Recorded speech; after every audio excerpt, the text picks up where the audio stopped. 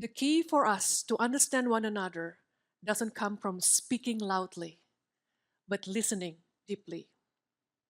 What if I told you that listening isn't about effort, but the art of receiving? One day I sat outside a little coffee shop in my neighborhood. The sky was clear with no clouds at all, and I couldn't resist to close my eyes, enjoy my coffee, and the gentle summer breeze. As my eyes closed, I became acutely aware of the world of sounds around me: the rumble of car engines, the lively chatter of other coffee shop customers, and the chirping of birds coming from a nearby tree. Listening to these sounds felt so easy, so effortless. Then I realized why. Because I was not trying to create or change them in my head. I was simply receiving them the way they were. Most of us miss the most important part of listening: to receive what we hear. Instead, we spend our time in our head thinking, preparing, analyzing, constantly forming opinion for the sake of giving the right response. And in that attempt, we miss the simple act of listening. Listening requires us to be present and to move with it. With this openness, something special happens. We become aware of the subtle nuances that we often overlook.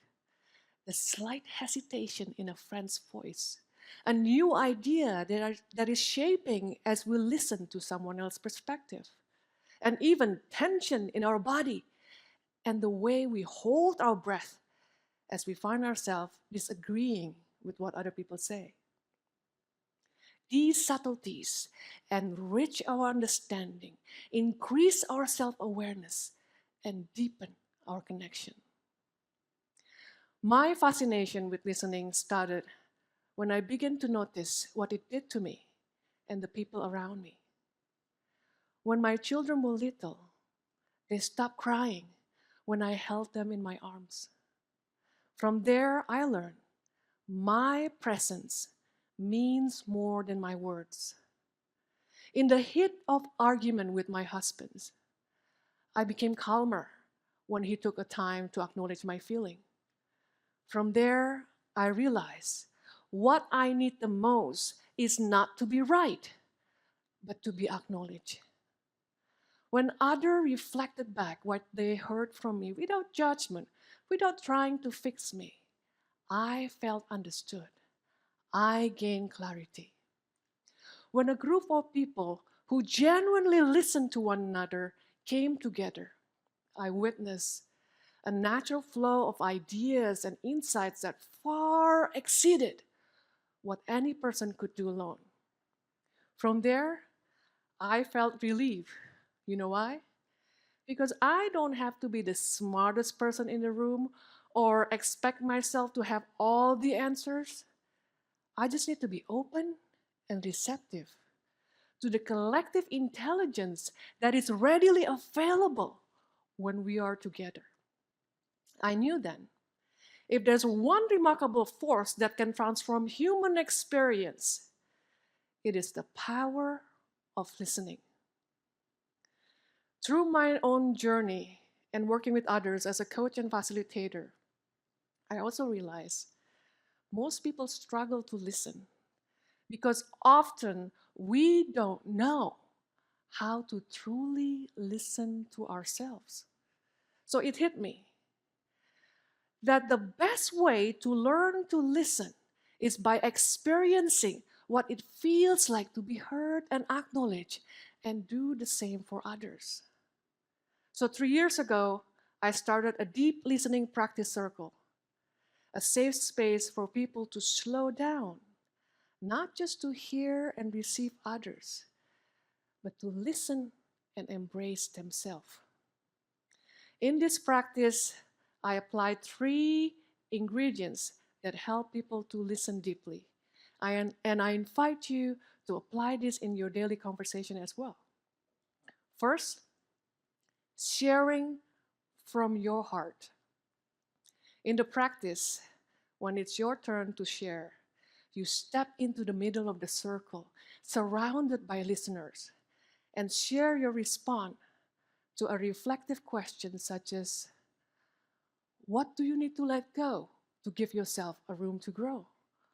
Or how would you like to be listened in a way that really make you feel appreciated? These kind of questions shift you from speaking about things and staying in the surface to speaking from your heart. From this authenticity, something special happens. Those who listen don't just hear, they connect with you. They recognize themselves in you. Second, embracing silence in conversation. After you finish sharing, we honor the moment with a minute of silence.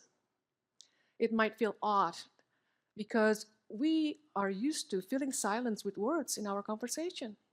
But in this practice, silence is embraced. It releases us from the pressure of coming up with the right response. It allows us to let in what is being said, to give our mind, busy mind, and reactive minds a break for a moment. After all, the word silent and listen are made up from the same letters. It is when we learn to pause, we learn to listen deeply. The third ingredient, treating your words as a gift, not for judgment or solving problem. After a moment of silence, it's time for the listeners to respond with their gifts of reflections. It's called a gift because two things. First, you are offering the most precious thing you can give to another, your presence. Second, by simply reflecting and acknowledging someone's feeling and thought, without an attempt to solve their problem or give them advice, can give the understanding and clarity they need. A simple expression such as, it seems you're really upset about it. Or let's say you share your struggle and a listener responds back saying, even in your challenge, I see your strength. I see your resilience. I see how much you care.